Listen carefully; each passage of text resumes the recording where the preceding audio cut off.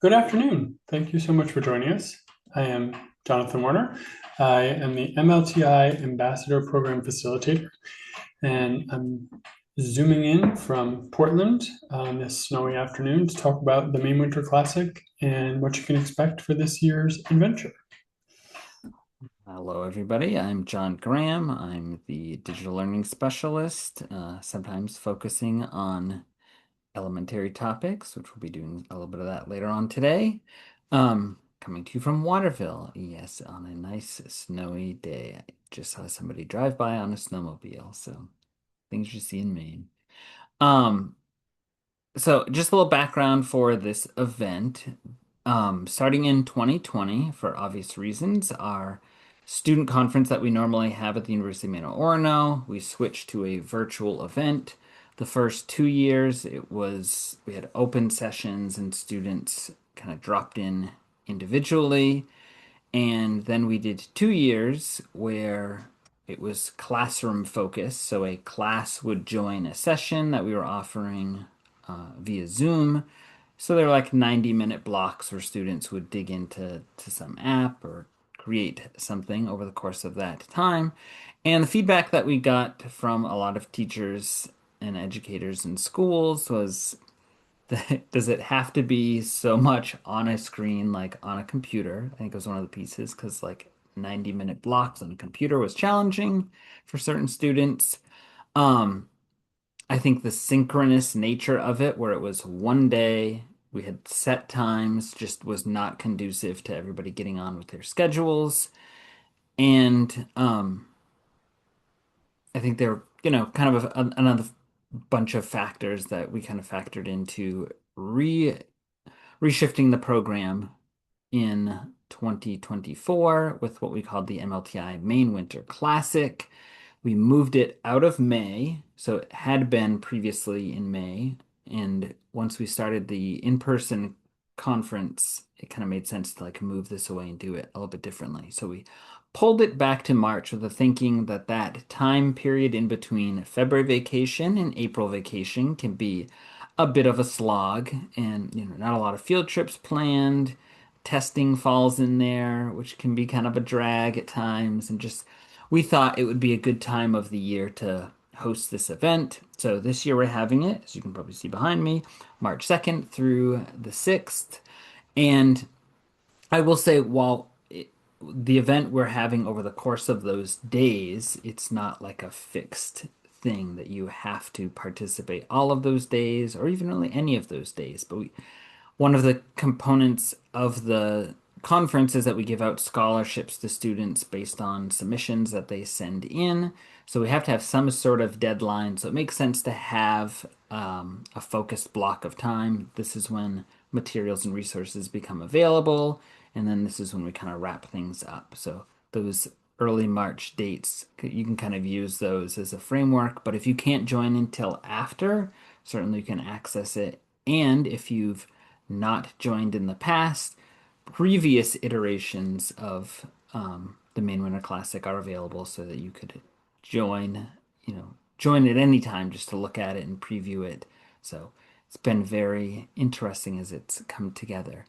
So our model that we use now is very much an asynchronous experience. So a class can join again as fits with your schedule. They can join and basically you're moving around the state of Maine in a virtual environment and participating with a number of activities that we've designed as a team. Some of them, as you'll see, some of them are very tech focused and would involve creating things, learning about different apps, trying things out. And there are some actually that are off of a computer. So we've very deliberately incorporated that into the design of the program. So it's not sitting and looking at a computer for a long period of time. I think a few of the other considerations that you might make is how you want to, engage with it with your students. We've had massive, groups like let's come together in the gym or in the library and have a lot of kids rotating around. You can do that if you would like to, if that's what makes sense for your school. I've known of like technology, computer teachers, or librarians who see the kids once a week and just kind of incorporate it into that special class that they have. So each kid has, whatever the class length is to engage with this experience. And I went to school last year that they pick one day of the week that works for them, and it's just like this is what we do for the day. Like we've got the t-shirts we give students, we give them the options of doing what they want to do, and they stay in their homerooms and just kind of work on it in that way. And it was really cool to go in and see because students had experienced it previously, so they kind of knew what was up. And for the teachers, which I love being able to provide this, it's, a kind of a laid back experience for the day. Like you can just kind of sit back, let students do some cool stuff. And I think for a lot of teachers, the opportunity to see students trying out different things and like, oh, this 3D design challenge that they had, they really liked that. And, people might get interested in how to incorporate some of that in their own classroom. So I think there are lots of different elements like that that you could certainly try out. And Jonathan and I will be going through a few iterations of the game. So if you're deciding which grade level that you want to incorporate or which game type that you really could use either approach that we've set up or other approaches that I know other schools use. Um, we'll be demonstrating some of those to you. So I'll turn it back over to Jonathan to show you the magic that is Tabletopia. Thank you. So I'm going to share something first called the sled. And as you'll see, it is a place where we've kind of gathered all the information that we hope is helpful for the event. You're looking at the 2025 sled because we are not yet updated for the 2026 event. But SLED is an acronym for Student Conference Logistics Planning, Emergency Support Details, and Resources. And our goal really is to put in a single place anything that would be useful to you if you're participating in the game. You'll see that in the slide, we have several different options. The first is game instructions. We'll show you a little bit about how the game looks in a moment. Then we have a series of YouTube videos that walk you through in detail what we're giving you an overview of today. So if you'd like to take a look at those, that could be helpful. We have printouts, which are both PDFs and 3D files that you could print in a 3D printer, all of which relate to the game. We have the quick guide for Tabletopia, which is the platform we use that we'll share in just a moment. I'll come back to this in just a second. We have tech tips for you if you are trying to figure out whether or not it's going to work on your device or how to make it work on your device. We have problem solving, where we want to make sure that you have the ability to figure out how to get from whatever point you are that's stuck to being able to move forward with the game. And we found that the biggest aspect of that is to try things out in advance of whatever day you plan to launch. We've had a number of schools where they'll teach a group of students and try it out with them, and then they deploy those students like a tech team through the building in the course of that day. We're happy to help Zoom with you and figure out ways to do it. We've also sent ambassadors.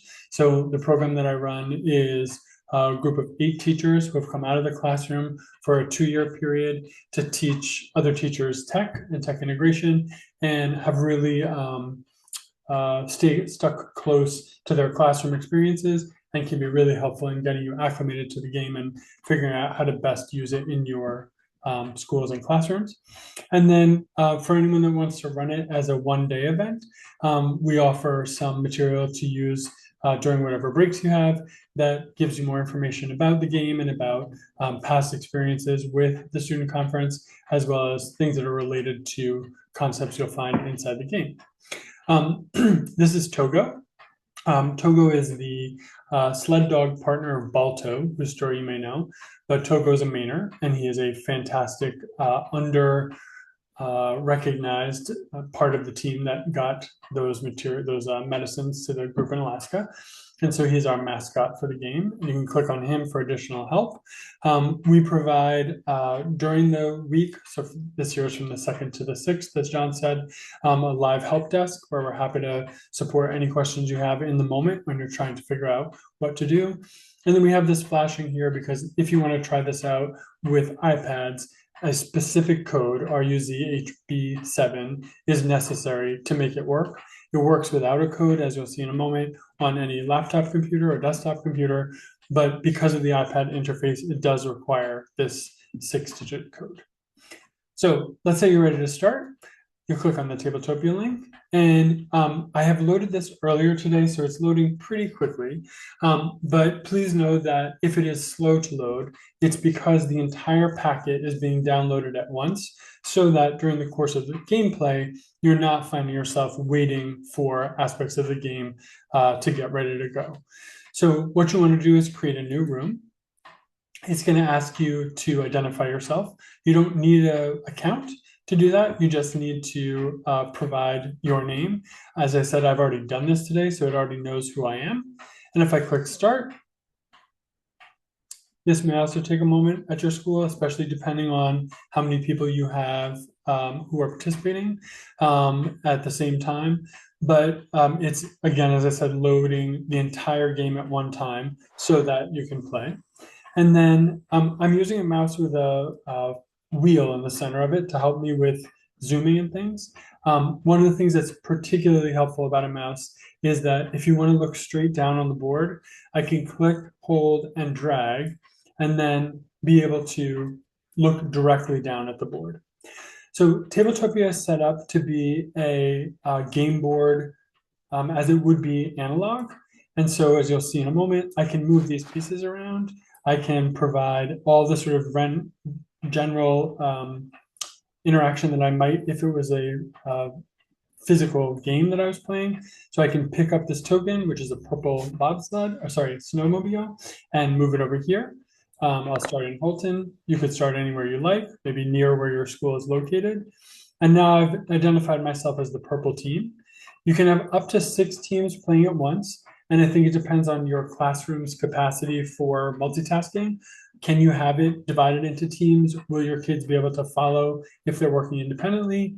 We've had teachers who will just display one iteration of the game and have the whole group play as one team. But it's also set up that teams can go in rapid succession. So purple starts their activity, red doesn't have to wait for them. They can roll and take their turn, yellow can begin, etc., without having to have anyone complete, because you're not competing against each other. You are simply, as John said, moving around the state of Maine to encounter these various kinds of activities. I'll talk in a moment about what those are, but as you collect opportunities to visit the various types, you'll see here that I'm starting on Holton, which is listed as a city. So I would pull a token out of this bucket or this bag when I was done and place it on this city icon. There are 10 different Maine-based icons in there. So it's a bear, this is the Maine coon cat, here's a upside down boot. And as I complete each of these categories, I can add these tokens to represent my completion. For younger students, we found that the snowstorm, where they did any 4, was a good way to engage. Slightly older students did well if they did a blizzard, where they waited to complete 1 of each activity. And then if you really were devoting a full day or several hours to the game, then we categorize that as a nor'easter. And that would mean that you're doing 10 total, 1 of each of these, and then 4 additional of any type. So I've started here at Holton. I'm going to roll the die. I've landed on Frosty Fitness. Frosty Fitness is intended just to be totally fun and silly and a great kind of break in the part of the game. So it's down here in the gray box, and I'll zoom in a little bit so you can see it better. The activity that I want to start with is cross-country skiing. I'm going to see what happened with my Oh, I seem to have pain in my back, and I am hearing a funny joke. So as a cross-country skier, I'm in pain in my back, and I'm laughing because I've heard a funny joke. I pretend to do those three things, and as a student, someone else might photograph me. Maybe a group of people are doing this. We had some really wonderful photo submissions of kids really enjoying this. Some places were like, I don't really want to try this part out. It seemed like it was too chaotic for their class. Some older kids were like, literally too cool for school, not going to do this. Totally fine, but we wanted to offer it as kind of a fun opportunity. And then for the rest of the game, you'll see we have sort of summary instructions here that we hope are helpful. And as you're working your way through, if I tap on the die, and as you saw in those instructions, I hit R for roll, my first move is to rivers and lakes. So I'm going to go over here. I'm going to look for the river and lake that's connected to Holton. It's Medibemps, so I'm going to head down there. Then I'm going to pick up this card and drag it onto the other pile. It'll automatically flip. And John, while I'm doing this, would you pull up one of the activities so people can see what it looks like? I would scan this QR code with a device. We have a suggested scanner that you can use the camera from your laptop if you have that, or of course you can use the one that's built into an iPad or a phone. And you would scan this QR code and it would take you to an activity. You'd continue to roll around the board and collect tokens. You'll see that these cards exist for every category. They give you a little fact about the place. And then when you scan the QR code, the activity is one in one of four categories. So we have digital citizenship, we have computational thinking and computer science, we have arts and creation, and then AR, VR, and gamification as our four categories that are here. The fifth category is Frosty Fitness, and then the sixth is called Off the Beaten Path. And this is something John will show you in just a moment, but we have collected a whole series of activities that are unplugged intentionally to get your students off screen. As John mentioned, we had some concerns that these long 90-minute stretches without any kind of break were difficult for students. So we wanted to give opportunities every time you roll the boot for Off the Beaten Path to pull a card out of there. And you'll see that it operates as a three-dimensional space. So in this case, I dropped it on top of the bag again, and it was tipped. I'll try to get it to go here. There we go, sort of. Well, it's still hovering, isn't it? All right, we'll go with that. So you get some information about Sugarloaf, tells you about the mountain and what else you might learn on it, and learn about it. And then you flip in the physical book or in the PDF to a place that has a page in our book that gives you an activity that's completely unplugged and gives you a couple of different options based on the age level of your participants. One other thing to mention is that everything you see linked via QR code here is, or that's printed in the book, is available via the sled. So we wanted to make sure that the QR codes were not an impediment to being able to play. So going ahead and trying this out in advance will really help you figure out which things are or are not working. But we've given you the backup plan of being able to access all the activities, John will share one in just a moment, via a link instead of having to do it via QR code. We also found it was really helpful to test in advance because many times it was not possible to get Tabletopia to operate, or something was happening that was creating a challenge for being able to use one of the sites.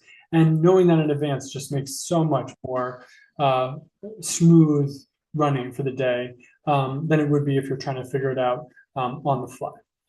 So John will take a look at one of our activities and then share the elementary game with us as well.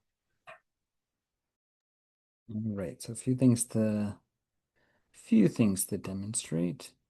And I actually pulled up because we were talking about the Off the Beaten Path Sugarloaf one. I turned ahead to that page. So this kind of shows you what the booklet will look like and kind of a sample of the activity. And if you read through John and I have this printed. Neither of us can find our copy right now. So of course. Here it is, as you can clearly see, this lovely book. But this is a visual version of it that you can interact with, or you can interact with the physical book as well. We wanted to have it available for those of you that have not pre-registered to do it in the moment, but also ideally you have several copies of this book that you can distribute around the room, along with several other things that we send, a map of Maine, a deck of cards, that are part of the unplugged activities Yep. here for anyone that can pre-register. And you can see a few things that we changed from previous years is as far as on the side, it shows what materials that you might need. It kind of gives a sense of how challenging, time consuming it might be, and then also some ideas if you wanted to level it up and make it a little bit more challenging or more involved. So we really tried to like build this out, and I know we'll be doing that, making some upgrades again this year. And definitely a piece of feedback we've gotten from a lot of people is just how much they love having that booklet. It's, nice to have these activities, whether you're killing time waiting for a bus or you're back from an assembly and you've just got some downtime. I've I've heard like a dozen different ways that people have used it or activities that they've liked within it. So it's been nice to hear those kinds of things and just kind of cycling back to the beginning of that. Um, so it's got like a list of materials and stuff, so you can always reference this quickly as well. So if you're looking for some way to use it outside of, just using it within the game, then that's there for you to utilize. Yeah, and this kind of talks about the hats, how we use that to level it, gets into the different activities. Um, so Jonathan had rolled one, and I had pulled up one of these specifically. So each of the QR codes will take you to a Canva page like this that has a little bit of information. I think another buy-in is because we have so much Maine geography and information in there. Those groups that do Maine studies, the grade levels, they've just loved having this component of it. It's kind of just like an add-on to stuff that they do, which absolutely we like to hear that. So this one is focusing on Caratunk. And remember, the places are not always tied to the activity. Sometimes they are, sometimes they're not. Um, but this one, because it's the red, is the art and creation. So there's a little bit of information on there for them to read about Caratunk. And then it has a level one activity. So this one is creating a restaurant with a menu, and it kind of gives a little example there and a few simple steps to follow. So, as with many aspects of this, students could spend, 5 minutes having fun with this and do a little drawing, talk about it if they're in a small group, something like that. You could have other students, which is definitely feedback we've heard. You could have students that want to spend half an hour doing this. They get really into it. I think a lot of it really depends on what I guess what your expectations are. I think if students are engaged and enjoying it, then that is a win for the day. Other people, they might want to be moving through the game, so that's kind of another consideration as well. Probably something to kind of like talk through with students ahead of time as well. And absolutely no expectation on our part that you're doing it in any linear I think order. right. So jump into level two, it's too hard, go back to level one. Jump Yeah. into level two, it's too easy, jump up to level three. Jump into level two, and you're like, not so much with the main restaurant. And then move on to something else. All that is on the menu. Sorry. And we welcome your participation in any part of it. As John said, their engagement is the win, and we're not Mhm. looking for any particular, um, you outcome from what they're doing. Yeah. But what can happen is you have students that get into it and really enjoy it, and then they might include like that's a good artifact, I really like that, and then when they're doing the scholarship submission, which we'd love to have lots of submissions from all over the state, then you end up getting a submission like this, which is an actual student submission that we got um I think 2 years ago, but got from a student, which I was like, oh my gosh, this is fantastic. And this was one of our scholarship winners that year. So amazing. I really, really liked this. And I think it's nice to have that example so you can kind of see a full product where you go from having having this activity that they happen to land on, and then they just made something really cool. Full disclosure here, John's a foodie, so Yeah. he selected this with a little bit of bias, but I we just love happen it. to I happen to know all of these lined up, so I thought that would work out nicely.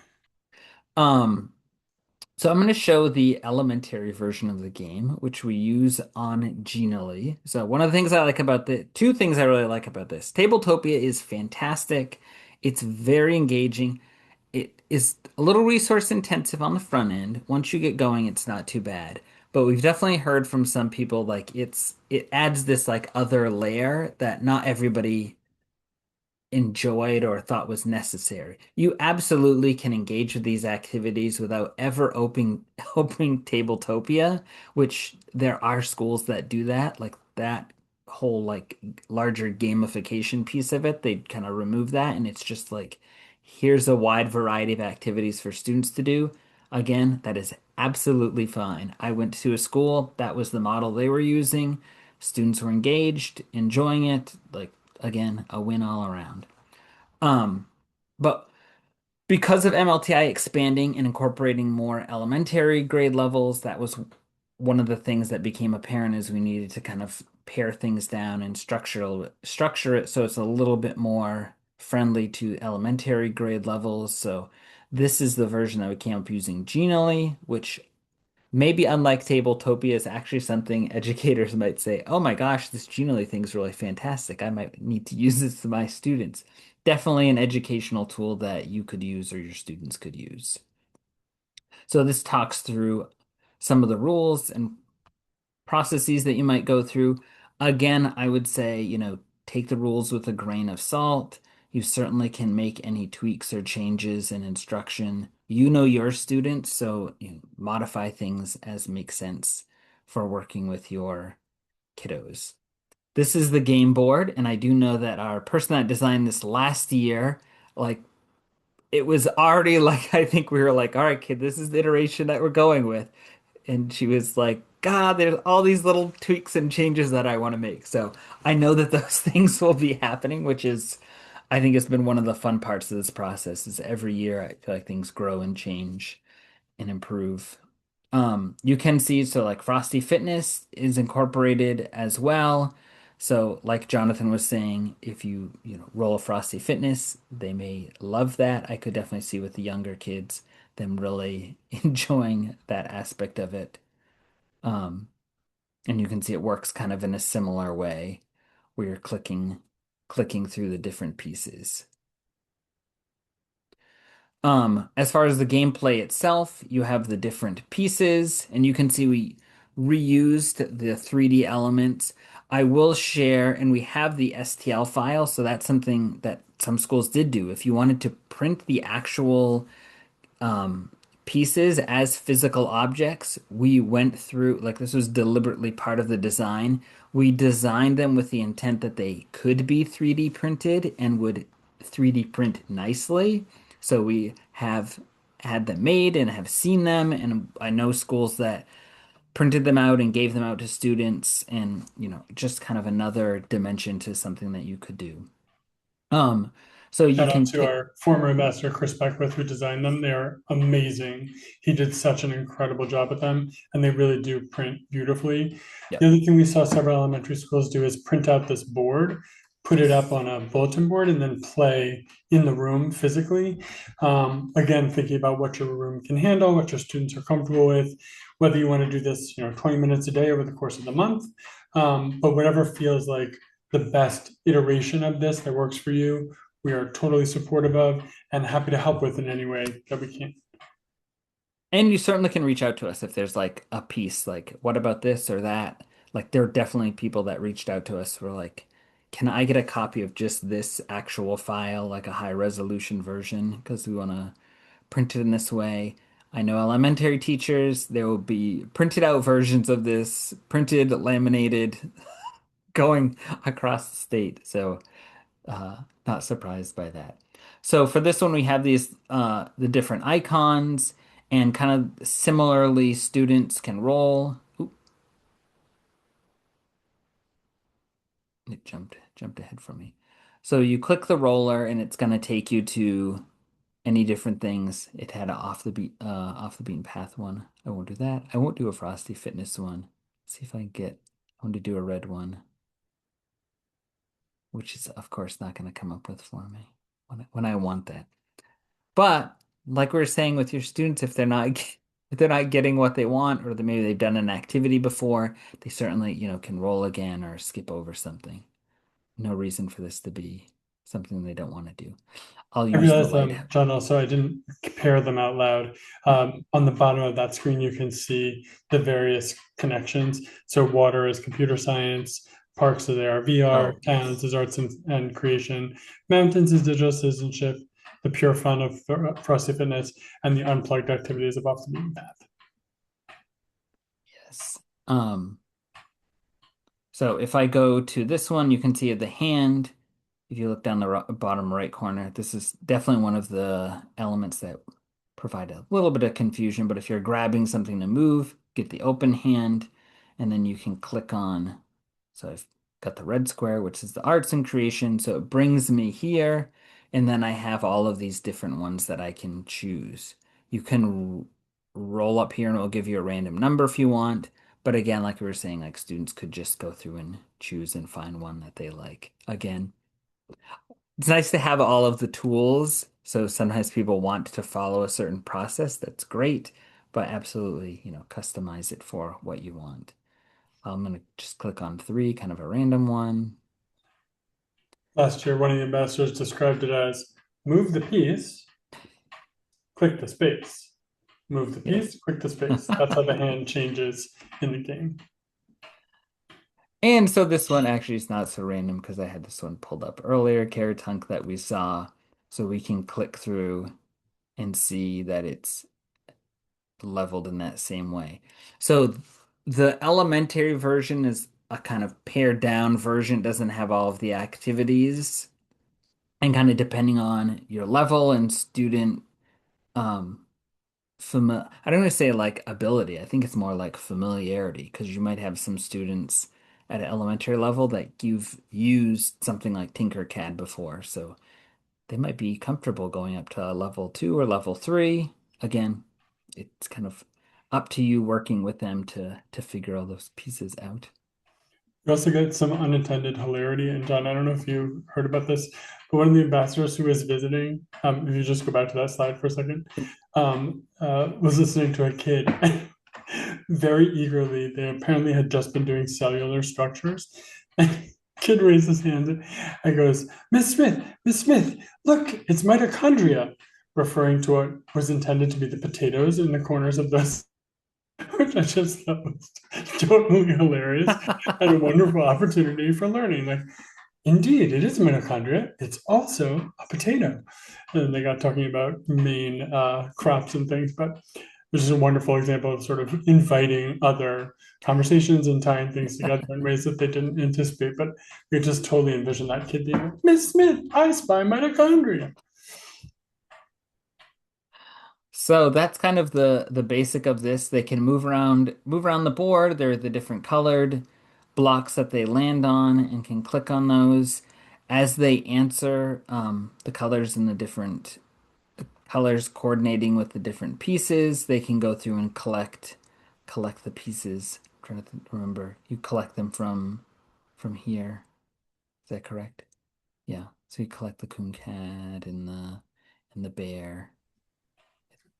And Oops. we in this instance we turned the 10 pieces that you pull from the bags onto the cards in the Tabletopia game into the four teams. So Team Pie, Team Moose, Team Lobster, and Team Boot, and used those as the game pieces here instead of the different colored snowmobiles. So that was a sort of adjustment that we made. And as John said, there's no reason why the elementary students, especially upper elementary, couldn't use Tabletopia, but the interface of the game, also for teachers who were already sort of taken aback by how much there was to do, it felt like a gift to them to say, let's really simplify the game and to really, as you talk to teachers about it, invite them to utilize just the resources. We have several people, I think, this year who are returning, shifting from clicking through the spreadsheets that we have with all the links to actually trying out the game this year. But there is no wrong way to do that. And again, that kind of experimentation early on will make teachers feel more comfortable. We had an ambassador go last year to a school and demo this during a professional learning that the school was holding. And it really sparked a lot of interest, but that phased introduction was really helpful. We're happy to do that with one or many teachers remotely, or potentially in person if we have someone close enough by to join you. But don't hesitate to reach out for any ways that we can support your kind of interaction with this. Yep. And a couple other things that I wanted to make mention of. In addition to all the materials that we send out to schools, we also have t-shirts that we do every year. So these are student designs. So this is from the first year, and then this is the one from last year. So this contest will be open through January 5th, I believe. So if you're listening to this and it's before January 5th, 2026, then certainly feel free to get your students submitting these designs. This has, I think, been a fantastic way to uh, get schools engaged and kind of get students invested. And this shirt in particular, I cannot believe how many people, like when I've been wearing this around, they're like, what is that shirt? And it's kind of open up conversations because it is, it's kind of eye-catching and isn't maybe the most obvious from looking at it as to what it is. And then once we have the, conversation of like, oh, this is student design t-shirt related to a gamified event that we do, it definitely can lead to some nice conversation if you're at an educational conference or something like that.